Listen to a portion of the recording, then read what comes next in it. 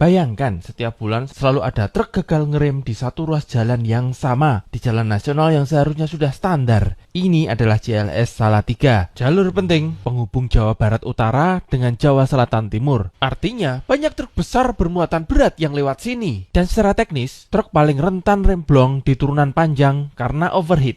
Masuk Salatiga dari arah Boyolali, jalan awalnya cenderung naik, tapi begitu masuk Kelurahan Kumpul Rejo, jalan mulai turun. Dari titik inilah, jalan menurun 6% hingga sejauh 4 km. Banyak truk mengalami remblong setelah separuh turunan ini, mulai daerah Gamol. Jalur penyelamat seharusnya ada di 3 km dari puncak turunan, tapi di sini baru ada di kilometer keempat. Faktanya pada kejadian 24 Desember 2025, truk sempat menabrak beberapa kendaraan sebelum akhirnya masuk ke jalur penyelamat. Dan jalur penyelamat ini pun baru dibangun tahun 2024. 14 tahun sejak jalan dibangun dan ratusan kecelakaan kemudian. Masalah penting lainnya adalah rambu penunjuk jalur penyelamat. Rambu harus sangat jelas dan tidak ambigu, karena ini situasi genting dan penuh kepanikan. Pada kecelakaan 12 November 2025, sepertinya sopir baru sadar ada jalur penyelamat saat posisinya sudah hampir sejajar. Pandangannya terganggu oleh truk yang berhenti, dan posisi tulisan jalur penyelamat justru berada persis di kanan jalur, bukan sebelum titik masuk atau di sisi kiri. Artinya sudah terlambat, tidak ada cukup waktu untuk membelokkan truk ke arah jalur penyelamat tersebut. Masalah berikutnya adalah penempatan jalurnya sendiri. Paling ideal dibuat pada jalan menikung ke kanan,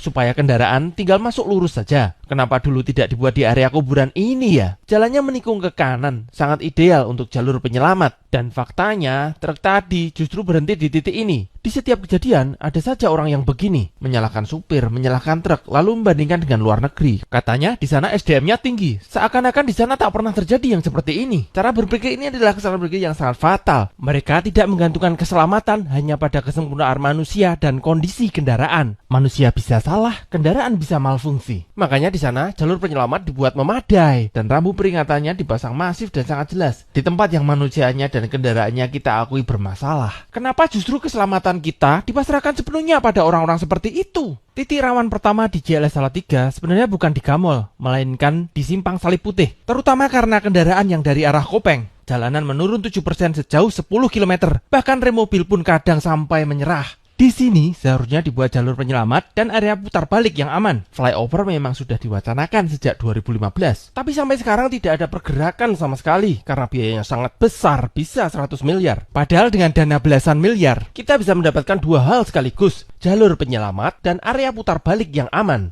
Kalau ada truk remnya blong, ini kan tinggal mak bledeng. Kendaraan yang sedang putar balik aman. Bukan tentang siapa yang salah, tapi bagaimana meminimalkan dampak terburuk. Bikin jalur penyelamat lagi dan pasang rambu yang memadai.